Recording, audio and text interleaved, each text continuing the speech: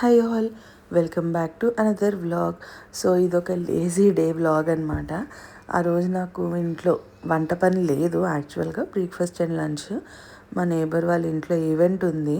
So ఇంకా లేదు కదా అని చెప్పి నైట్ 3 వరకు కూర్చుని హాట్స్టార్లో Patrick and Petro and web series release చేశారు. చాలా చాలా బాగుందండి. అది కంప్లీట్ చేసేసాను. ఇంకా నేను మార్నింగ్ లేచేసరికి ఆంటీ బ్రేక్ఫాస్ట్ కూడా తెచ్చిచ్చేశారు.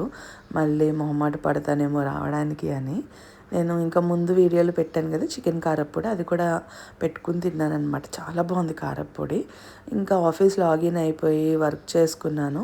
లంచ్ టైంకి యాక్చువల్గా శారీ కట్టుకుందాం అనుకున్నాను కానీ అస్సలు టైం లేదు. అప్పుడు కూడా లంచ్ టైంలో వీళ్ళు కాల్స్ మీద కాల్స్ చేస్తున్నారు, ఇంకా రాలేదేంటి అని. అప్పుడు ఇంకా డ్రెస్ చేంజ్ చేసేసుకుని జస్ట్ పోనీ వేసుకుని వెళ్ళిపోయాను కిందకి. ఇప్పుడు నేను మీకు ఒకటి చూపిస్తాను.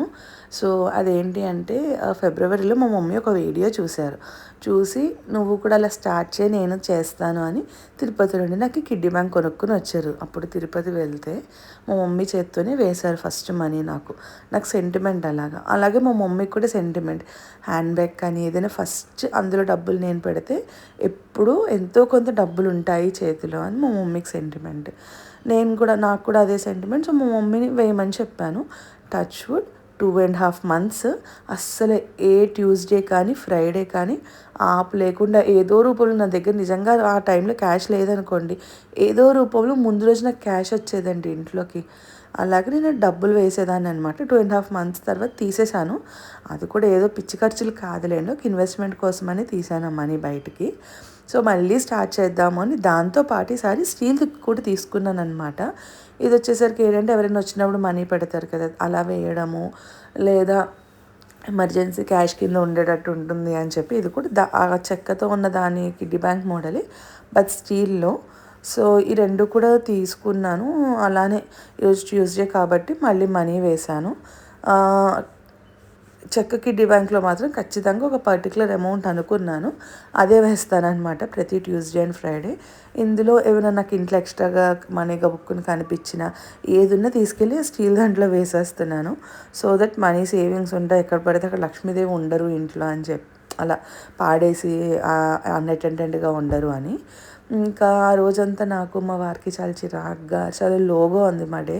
ఇంకా మా నేబర్స్ మాకు మంచి ఫ్యామిలీ ఫ్రెండ్స్ లాగా, వాళ్ళు కలుద్దాము అందరం అని అన్నారని చెప్పి నా దగ్గర ఆల్రెడీ మ్యారినేటెడ్ ప్రాన్ అయి ఉన్నాయి.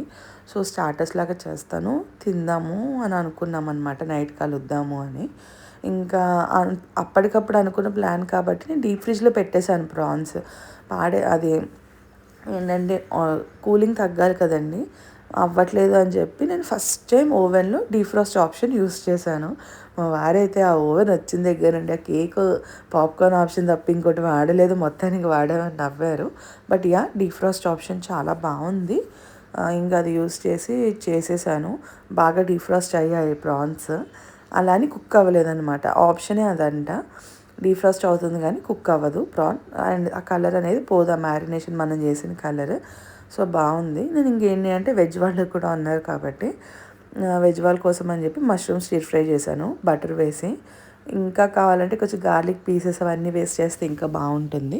నేను ఈరోజు అన్ని లేజీ రెసిపీస్ చేశాను, అందుకనే చేయలేదు. వీళ్ళు ఏంటంటే జెంట్స్,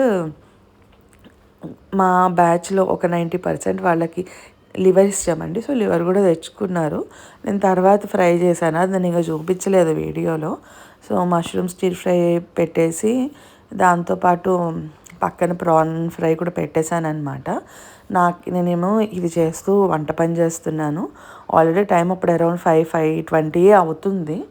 నాకు 6:30 to 7:30 మీటింగ్ ఉంది. అది విని పనులు చేసుకునే మీటింగా అంటే కాదు, నేనే స్క్రీన్ షేర్ చేసి నేనే మాట్లాడాలి. సో నేను ఆ టైంలో ఇంకే పని చేయలేను, నేను అక్కడ అటెంటివ్గా ఉండాలి కాబట్టి ఇంకా ముందే వంట స్టార్ట్ చేసేసాను అనమాట. ఎంత స్టార్ట్ చేసినా కూడా నైట్ 8:30 వరకు కలవలేదు మేము. అందరం పనులన్నీ అవగొట్టుకుని నైట్ 8:30 కలిసాము. ఇంకేం చేశానంటే నేను ఈ ప్రాన్ అన్ని స్టార్ట్ చేసేలాగా మష్రూమ్ అయిపోయింది, కట్టేసా. నా మీటింగ్ టైంలో కూడా ప్రాన్ నడుస్తూనే ఉందన్నమాట. హెచ్చులు పెడితే తొందరగా అయిపోతుంది కదా అని సిమ్లో పెట్టి వదిలేశాను. సో దట్ నేను దాని ప్రాన్ దగ్గరికి వెళ్ళక్కర్లేదు, అది మెల్లగా కుక్ అవుతుంది. స్లో కుకింగ్ చేస్తే కూడా బాగుంటుంది కదా అని అలా పెట్టి వదిలేసాను అనమాట. ఇంకా మీటింగ్ అయితే నాకు ఎంత చిరాకు వచ్చిందంటే చాలా వర్క్ పడిపోయిందండి ఒకటేసారి ఆఫీస్ వర్క్.